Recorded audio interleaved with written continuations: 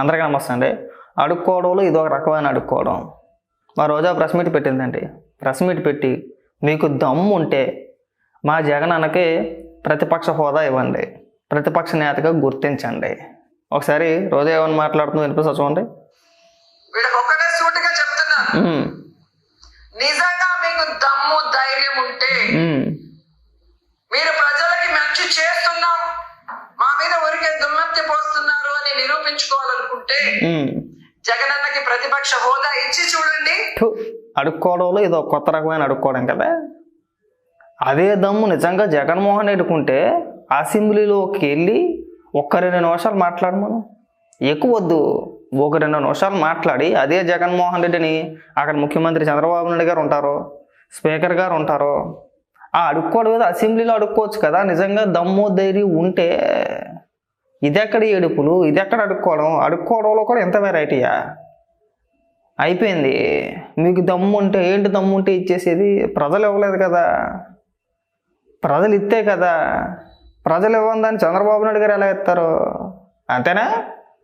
మనకు ప్రజలు ఇచ్చింది 11, మన అద్భుతమైన పరిపాలన నచ్చి మనం ఎరగదీసేసాం, మనం పొడిసేసాం కాబట్టి అసెంబ్లీలో మీ మాటలు విని మీరు అసెంబ్లీలో ఏ విధంగా మాట్లాడేవారు, ఏ విధంగా బూతులు తిట్టేవారు, చంద్రబాబు నాయుడు గారిని ఏ విధంగా అవమానించేవారు, మంత్రుల భాష ఏంటి, ఎమ్మెల్యేల భాష ఏంటి, జగన్మోహన్ రెడ్డి భాష ఏంటి, చిన్న చిన్న పిల్లలతోటి రాజకీయాలు ఎలా చేయించాడు, ఇవన్నీ ప్రజలు చూసి మనకి ఎన్ని ఇచ్చారు?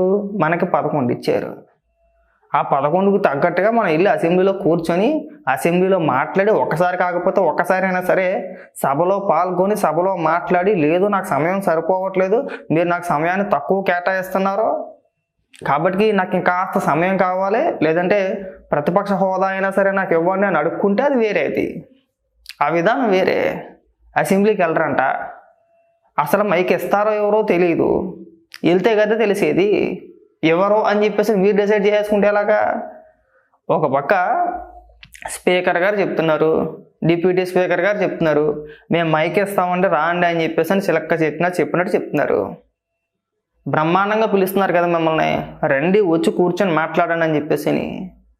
మీరే వెళ్ళకుండా వెళ్ళి భయపడిపోయి పరిగెట్టుకుని వెనక్కి వచ్చేసి నీ చేత ప్రెస్ మీట్ పెట్టించేసి ఇది ఒక రకమైన కొత్త రకం అడుక్కోవడం అన్నమాట. ఇంకా మాట్లాడు. జగనన్న అసెంబ్లీకి వస్తారు. గత ప్రభుత్వంలో జగనన్న ఏం హామీలు ఇచ్చారు, ఏం నెరవేర్చారు, ఈ రాష్ట్రాన్ని ఎలా అభివృద్ధి వైపు నడిపించారు, ఈ రోజు మీరు ఎన్నికల్లో ఏం హామీ ఇచ్చారు, ఈ 9 నెలల కాలంలో 1,00,000 కోట్లకు పైగా ఎలా అప్పులు చేసి రాష్ట్రాన్ని అప్పుల్లో ముంచేస్తూ ప్రజలకి ఒక్క హామీని కూడా నెరవేర్చకుండా ఇంకా అప్పులు కావాలని ఎలా ప్రయత్నాలు చేస్తున్నారు, ప్రజల్ని ఎట్లా మోసం చేస్తున్నారు అనేది ప్రజలకు తెలిసేలాగా మాట్లాడతారు. లేదు మేము జగన్ ని రానివ్వము అంటే మేము ప్రజల మధ్యకు వెళ్ళి ప్రజలతో కలిసి పోరాటం చేసి మీ అవినీతిని, మీ తప్పుల్ని ఎండగట్టి మీ మెడలు వంచి ప్రజలతోనే మిమ్మల్ని తరిమి కొట్టిస్తామని కూడా ఈ సందర్భంగా తెలియజేసుకుంటున్నాం. ఆల్రెడీ మిమ్మల్ని ప్రజలు తరిమి కొట్టేశారు. మీ మెడలు వంచేసి మెల్ల వెనక్కి తిప్పేసి ఆల్రెడీ మీ మెడలు వంచేసి మీకు 11 ఇచ్చారు. అర్థమైందా? గత అసెంబ్లీలో ఏం జరిగిందో మేము చూసాం. ఇప్పుడు మళ్ళీ తీసుకొచ్చి దారిని పోయి శని తీసుకొచ్చి నెత్తి మీద ఎట్టేసుకుంటే ఏం మాట్లాడతారో కూడా మాకు తెలుసు. ఒక్క మాట నిజం ఉండదు. 100 మాటలు మాట్లాడితే అందులో 99 మాటలు అబద్ధాలే ఉంటాయి. కేవలం పేర్లు మాత్రమే నిజం, అన్నీ అబద్ధాలే. ఇక్కడి నుంచి ఉంటుంది చూడండి, వినిపిస్తా చూడండి. ఇప్పుడు జగన్ గారికి 11 సీట్లే ఉన్నాయి అని హేళన చేసే వాళ్ళకి జగన్ అసెంబ్లీకి వస్తే ప్రతిపక్ష హోదాలో కూర్చుంటే మీకు పోయేదేముంది? ఆయన కన్నా మీరు బాగా పరిపాలించినప్పుడు, ఆయన పరిపాలన చేయలేదు అని మీరు చెప్తున్నది నిజమైనప్పుడు, ఎక్కడైనా ప్రతిపక్షం లేని అసెంబ్లీ ఉందా ఈ దేశంలో? ఒక ఆంధ్రప్రదేశ్ లోనే.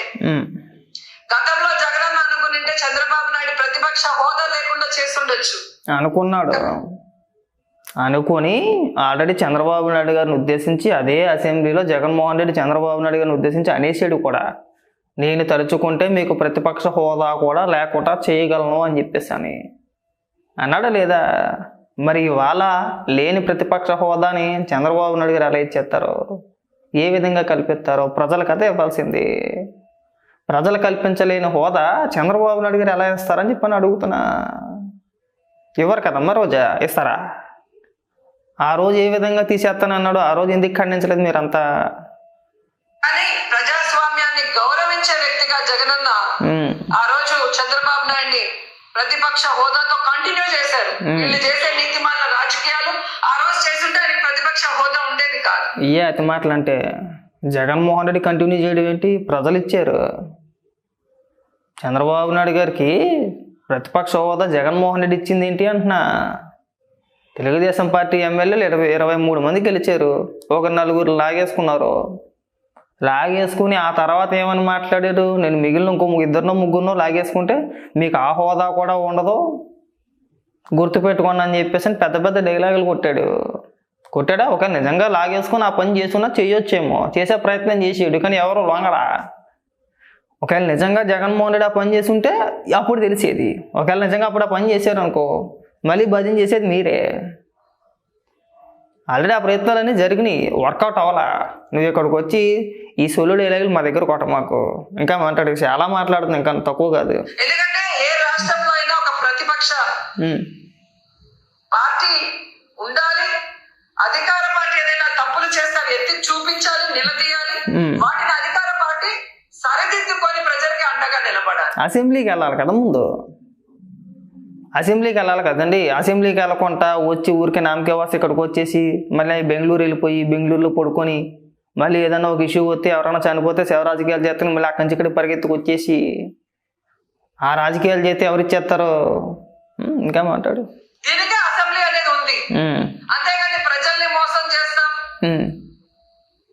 మాకు నచ్చినట్లు మేము ఈ రాష్ట్రాన్ని అప్పుల పాలు చేస్తాం, మా మీద ఎవరు మాట్లాడినా వాళ్ళని అరెస్ట్ చేసి దొంగ కేసులు పెట్టి లోపల పెడతామంటే మరి నువ్వు మీరే చెప్పాలి ఇట్ల గురించి.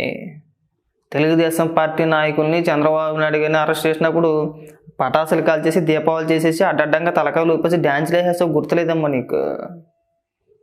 తక్కువ. ఆ గతం మర్చిపోయారు అప్పుడే, అంటే జనం మర్చిపోతారులే అని చెప్పేసి అనుకుంటుంది అంతే. జనం ఏం మర్చిపోరు. గతంలో మీరు ఏ విధంగా పరిపాలించారు అనేది ఇవాళ కూడా అందరికీ గుర్తే. ఎవరు మాట్లాడితే వాళ్ళని అరెస్ట్ చేయడం, ఒకవేళ సోషల్ మీడియాలో ఎవరైనా పోస్ట్ పెట్టినా వీడియో మాట్లాడినా ఏదో కేసు పెట్టి లోపలేసేయడమే కదా, వదిలేసారా? ఇవాళ ఎవరిని అరెస్ట్ చేస్తున్నారు? ఎవరైతే విచక్షణ మర్చిపోయి కనీసం మహిళల గురించి మనం హుందాగా మాట్లాడాలి, విమర్శ చేసేటప్పుడు చాలా జాగ్రత్తగా చేయాలి అనే ఇంగిత జ్ఞానం కూడా లేకుండా ఏది పెడితే అది మాట్లాడేసి ఫోటోలు మార్పింగ్ చేసేసి అమనాభూతులు తిట్టేసి వాళ్ళపైనే కదా కేసులు పెట్టింది. వాళ్ళని మీరు వెనకేసుకొచ్చేస్తున్నారా? రోజా వద్దు.